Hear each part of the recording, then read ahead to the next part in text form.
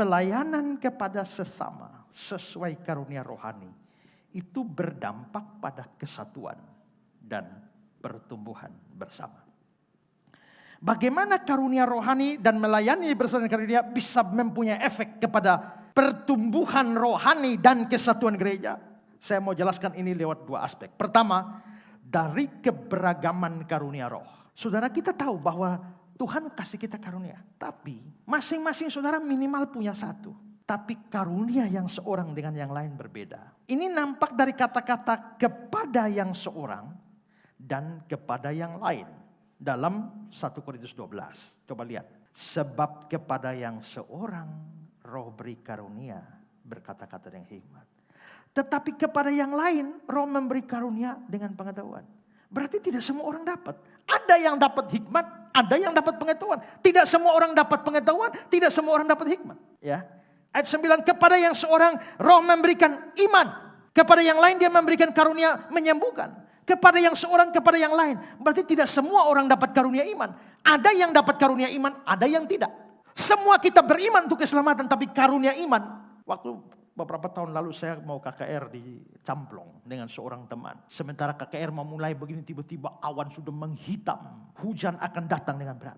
Tiba-tiba teman saya ini keluar, dia lihat awan dan dia bilang, angin tolong datang, bawa awan ini ke laut. Waktu saya lihat dia bengong begini, tapi betul-betul kurang dari 5 menit, angin datang dan tiup awan ke laut. Itu orang dengan karunia iman yang begitu luar biasa. Bagaimana the man of prayers, manusia doa, yang pernah saya sampaikan itu. Dia memelihara ribuan anak panti asuhan. Ribuan anak yang tiap hari harus makan, tiap hari harus minum. Satu malam, sudah tengah malam, itu petugas datang laporkan, Pak, susu buat anak-anak, ribuan anak habis. Besok anak-anak tidak tahu minum apa. Lalu dia bilang, oh gitu ya, tolong besok pagi semua gelas tetap pasang. Lalu dia naik dan berdoa pendek saja, Tuhan, susu habis. Tolong kirim susu buat anak-anak besok pagi. Amin. Dia tidur dengan tenang. Besok pagi, bangun pagi, susu siap di situ. Untuk ribuan anak. Bagaimana bisa ada susu seperti itu? Ada tangki bawa susu sapi dari kampung mau jual ke kota. Tiba-tiba mesin rusak. Mesin rusak persis di depan panti asuhan. Kasih tahu teknisi dari kota datang, mereka baru bisa tiba sore. Kalau sore datang berarti susu sudah rusak. Mau diapain susu begini banyak satu tangki. Begitu mereka angkat muka, ada panti asuhan. Langsung semua susu dibawa. Bayangkan. Dia doa dengan keyakinan. Tuhan, anak-anak habis susu, tolong kirim susu besok. Habis itu dia tidur dan tenang. Kalau saya rasa saya tidak bisa tidur lagi. Tapi itu orang dengan karunia itu. Tidak semua orang diberikan karunia itu. Ya. Kepada yang seorang roh memberi karunia bernubuat. Kepada yang lain lagi membedakan macam-macam roh.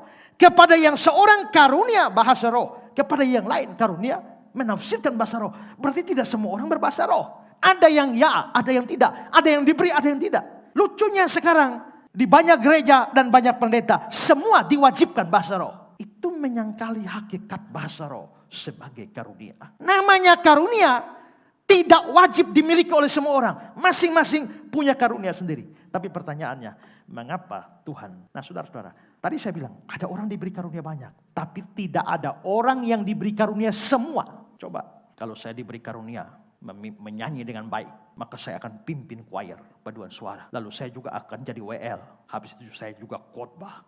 Ya, habis itu urus diakonia juga saya, urus penginjilan juga saya, ya, urus sekolah minggu juga saya, urus pemuda juga saya, urus anak juga saya, urus orang tua juga saya, lansia juga saya. Soalnya saya punya karunia semua.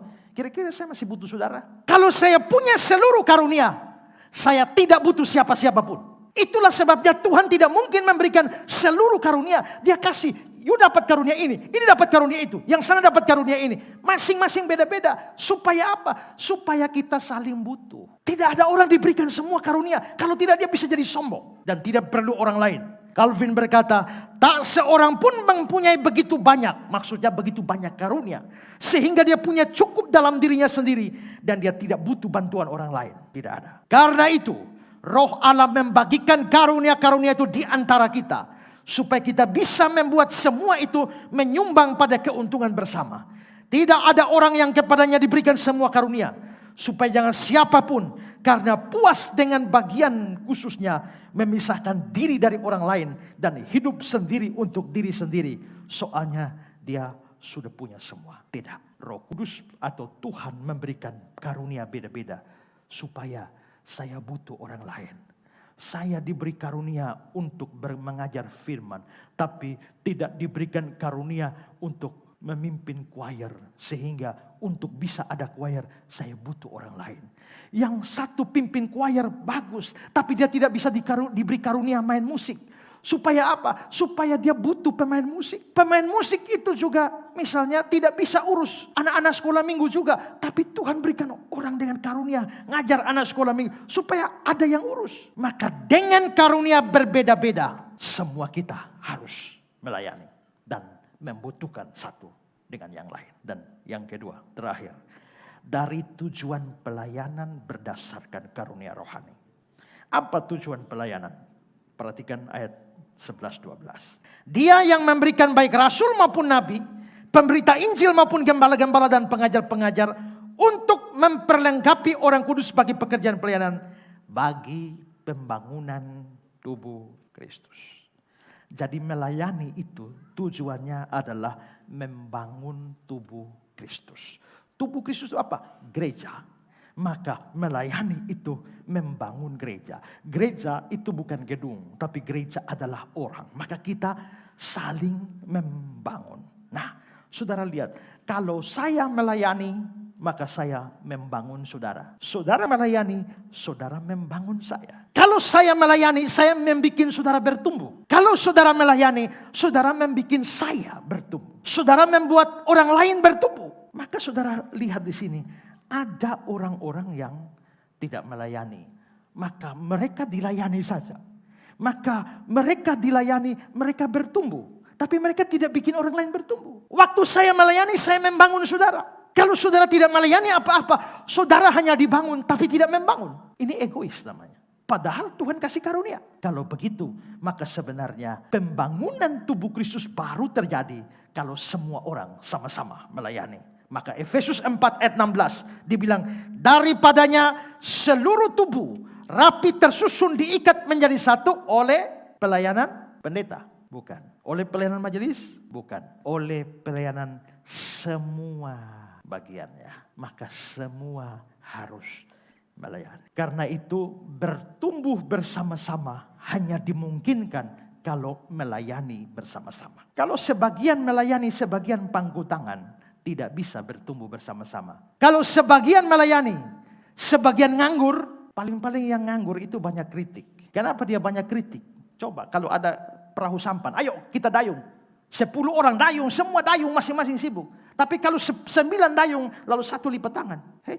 Cara pegang dayung salah. Dayungnya tidak bisa begini. Kenapa dia terlalu banyak bisa lihat dan kritik orang? Karena dia sendiri tidak dayung. Maka kritikus itu banyak datang dari penganggur-penganggur dalam gereja. Tapi kalau semua aktif melayani, kelemahan, kekurangan bisa ada. Tapi semua akan terus berjuang sedemikian rupa. Makin lama melayani, makin baik. John Stott bilang, tubuh Kristus sebagai jemaat akan bertumbuh bila setiap anggota memanfaatkan karunia-Nya. Karunia-karunia akan sedemikian bermanfaat bagi mereka yang setia memanfaatkannya maupun bagi mereka yang dilayani dengan karunia itu. Dan jemaat berjenjang makin sehat, makin dewasa. Kalau kita semua bertumbuh, maka kita mencapai tujuan yang lebih tinggi yang dibicarakan dalam ayat 13-15. Sampai kita semua mencapai kesatuan iman, pengetahuan yang benar tentang anak Allah, kedewasaan penuh, tingkat pertumbuhan yang sesuai kepenuhan Kristus. Sehingga kita bukan lagi anak-anak yang diombang-ambingkan oleh rupa-rupa angin pengajaran, oleh permainan palsu manusia dalam kelicikan yang menyesatkan. Tapi dengan teguh berpegang pada kebenaran, di dalam kasih kita bertumbuh dalam segala hal ke arah Dia, Kristus yang adalah kepala gereja. Kalau begitu pesannya apa? Pesannya adalah kalau mau bertumbuh bersama-sama, harus mau melayani bersama-sama. Semua yang nganggur dalam gereja, yang tidak punya tempat melayani, coba datang dan konsultasi. Kira-kira saya karunia apa? Dan saya bisa melayani bagian apa? Saya pernah melayani khotbah seperti ini di Kediri, lalu seorang ibu bilang begini, Pak, saya mau melayani tapi saya tidak tahu mau melayani apa. Main musik tidak bisa, menyanyi tidak bisa, tepuk tangan saja fals. Saya apa? Lalu saya bilang, ibu, apakah ibu bisa senyum? Dia bilang, bisa Pak, coba ibu senyum. Dia senyum, nah bagus. Minggu depan, ibu datang kebaktian jam 8, setengah 8 maksimal, ibu sudah datang di muka pintu. Setiap orang yang datang, ibu senyum. Pegang tangan mereka dan senyum. Bisa? Bisa. Dan dia setia melakukan itu. Kebaktian jam 8, setengah 7 dia sudah ada. Saya bilang, ibu ingat, kalau belum ada orang jangan senyum-senyum sendiri. Dan dia melakukan. Mari, semua harus ambil bagian. Majelis gereja, tim pelayanan sudah punya bagian masing-masing. Tapi jemaat biasa, bagaimana? Ya. Dan saya berharap, jikalau ada jemaat yang datang untuk mengambil bagian dalam pelayanan gereja, pengurus gereja harus serius menangani, melihat dan mencari posisi di mana semua bisa melayani bersama. Hanya dengan melayani bersama kita bisa bertumbuh bersama. Hari ini ada 8 pemuda kita yang akan menerima peneguhan sidi baru. Kalau saudara 8 orang sungguh-sungguh percaya Yesus, pasti ada karunia. Kalau belum tahu, mesti cari tahu. Pak, cara mencari tahu karunia bagaimana? Coba seadanya pelayanan. Coba masuk paduan suara. Cocok tidak? Kalau paduan suara bagus, begitu saudara masuk jadi kacau, berarti bukan situ karunia saudara. Coba terjun ke sekolah minggu. Begitu sampai sekolah minggu tambah rusak. Coba pindah ke diakonia. Ternyata diakonia jalan bagus. Nah mungkin Tuhan pakai saudara dengan karunia di sana. Harus mencari sedemikian rupa. Dan kalau sudah mendapatkannya, saudara harus terlibat dalam pelayanan. 8 orang ini habis-habis tidak boleh hilang. Ya, tapi harus aktif di dalam pelayanan gereja. Tuhan memberkati kita sekalian. Yayasan Karya Bakti Esra Soru atau disingkat KABES hadir sebagai wadah untuk memberitakan Injil dan melayani secara holistik. Yayasan ini didirikan oleh Pendeta Esra Alfred Soru di Kota Kupang, Nusa Tenggara Timur dan bergerak di bidang sosial dan keagamaan. Yayasan ini memiliki visi menjadi lembaga yang mempunyai andil dalam membentuk kekristenan yang gigih dalam memberitakan Injil serta setia kepada ajaran yang alkitabiah dan melayani secara holistik.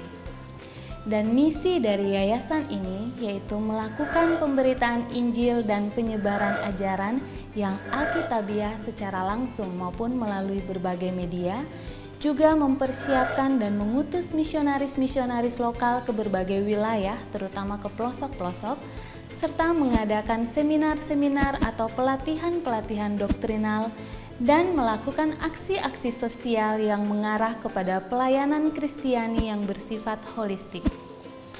Berikut serangkaian kegiatan yang telah dilaksanakan oleh Yayasan Karya Bakti Esra Soru. Bagi saudara dimanapun berada yang rindu untuk mendukung pelayanan kami, khususnya melalui dukungan dana, maka saudara dapat menyalurkannya ke nomor rekening yang tersedia. Untuk informasi selengkapnya dapat menghubungi Sekretariat Yayasan Karya Bakti Esra Soru melalui nomor berikut ini. Mari beritakan Injil dan melayani sesama dengan kasih bersama Yayasan Karya Bakti Esra Soru. Tuhan Yesus memberkati.